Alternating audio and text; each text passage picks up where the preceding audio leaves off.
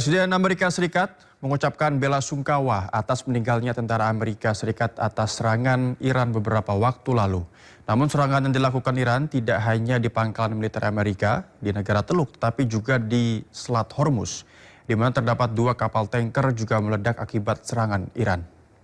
Well, we feel very badly, but you know, those great people, those great patriots were out there fighting that Iran cannot have a nuclear weapon. Iran has been very, very badly damaged. They've lost everything almost militarily. They've got very little left. They've got some missiles. They've got some drones. They've got some manufacturing ability, not much. We control the Strait. They don't control anything. So we'll see what happens. But we hit them very hard again tonight. And we did that in honor of the probably three. It's probably three as opposed to... Beralih ke informasi mancanegara, pemirsa, Amerika Serikat menyerang Iran 9 malam berturut-turut. Serangan ini menyusul tewasnya tentara Amerika Serikat di Irak. Komando Pusat Amerika Serikat CENTCOM mengumumkan gelombang serangan terhadap aset militer Iran pada hari Minggu. Serangan rudal dan jet tempur Amerika Serikat menargetkan pertahanan udara, pengawas pantai, maritim, serta peluncuran rudal dan drone Iran. Washington telah melakukan serangan berulang kali di wilayah Iran pekan ini. Amerika Serikat juga memberlakukan kembali blokade laut yang menargetkan kapal-kapal yang berlayar dari dan ke pelabuhan Iran. Teheran menanggapi dengan serangan rudal dan pesawat tak berawak terhadap pangkalan Amerika Serikat di seluruh wilayah Timur Tengah. Korps Garda Revolusi Iran IRGC mengatakan 2 kapal tanker minyak meledak di Selat Hormuz pada Minggu malam.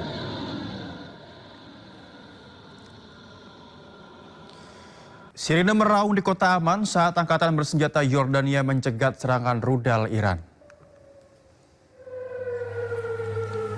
Angkatan bersenjata Yordania berusaha mencegat 3 rudal balistik milik Iran. Sementara rudal keempat Iran jatuh di daerah terpencil. Kedutaan Besar Amerika Serikat di Aman mengklaim bahwa pihak berwenang mengevakuasi bandara dan pelabuhan internasional Aqaba. Mereka menyarankan warga Amerika untuk menghindari perjalanan ke kedua lokasi tersebut.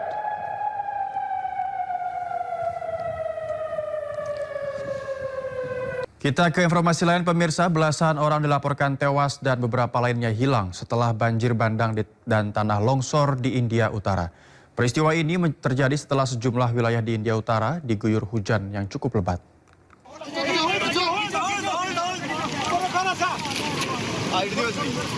Sejumlah petugas penyelamat menggunakan tali berusaha menyeberangi sungai yang meluap untuk menyelamatkan sejumlah warga yang terjebak banjir bandang.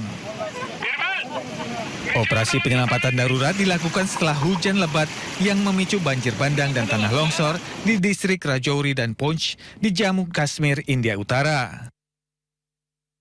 Akibat peristiwa ini, beberapa orang dilaporkan tewas dan hilang. Sejumlah kendaraan tampak rusak dan menumpuk di daerah permukiman. Korban selamat pun berusaha membersihkan puing-puing serta lumpur yang menutupi jalan dan rumah mereka.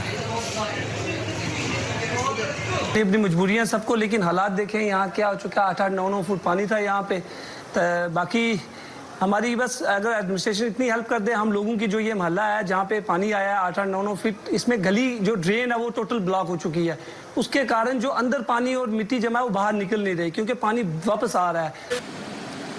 Pihak berwenang telah memperingatkan adanya intensitas hujan lebat selama beberapa hari ke depan dan mengimbau warga yang tinggal di dekat sungai, aliran air, dan daerah rawan longsor untuk waspada. Sementara itu, banjir juga melanda sebagian wilayah Ning'an di Provinsi Heilongjiang, Tiongkok.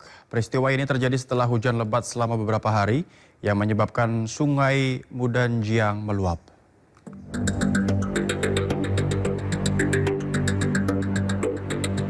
Sejumlah desa terendam air dan arus lumpur menyapu jalanan serta hamparan lahan pertanian milik warga. Sejumlah warga menyelamatkan diri dengan berkumpul di sepanjang tanggul saat air banjir menerjang daerah Ning'an di Provinsi Heilongjiang, Tiongkok. Pihak berwenang meningkatkan pemantauan serta penguatan tanggul dilakukan di sepanjang garis wilayah guna menghalangi banjir.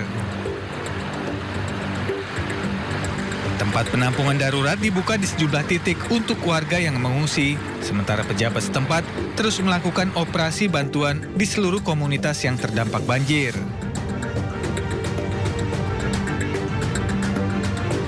Sedikitnya 6 orang tewas dan 2 orang hilang setelah banjir bandang dan tanah longsor menerjang Kabupaten Muang Tan, Provinsi Lai Châu, Vietnam. Petugas mengerahkan alat berat serta anjing K9 untuk membersihkan puing-puing serta mencari korban. Usai banjir bandang menghantam Kabupaten Muang Tan, Provinsi Lai Châu, Vietnam, Senin siang. Akibat bencana alam ini, sejumlah rumah rusak serta jalan banyak yang terputus. Hingga Senin pagi ada 7 korban jiwa dan 2 orang hilang akibat banjir. Pihak berwenang telah mengerahkan semua sumber daya untuk upaya pemulihan. Kerugian material diperkirakan mencapai 10,5 juta dolar Amerika Serikat.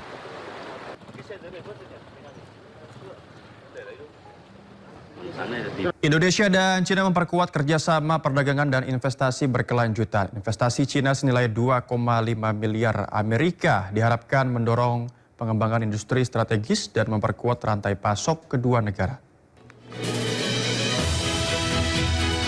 Di sela-sela rangkaian agenda pembentukan World Artificial Intelligence Cooperation Organization atau WICO di Shanghai, China, Menteri Koordinator Bidang Perekonomian Erlangga Hartarto melakukan pertemuan bilateral dengan Menteri Luar Negeri Republik Rakyat China Wang Yi serta Menteri Perdagangan Wang Wentao.